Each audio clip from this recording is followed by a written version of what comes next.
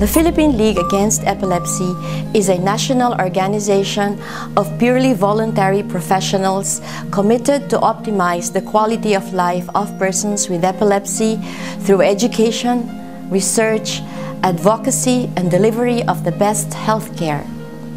The Philippine League Against Epilepsy is the recognized national chapter of the International League Against Epilepsy in the country.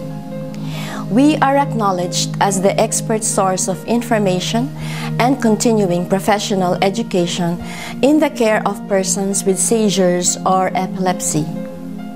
We at the Philippine League Against Epilepsy are working with the rest of the international epilepsy community towards a world where no person's life is limited by epilepsy.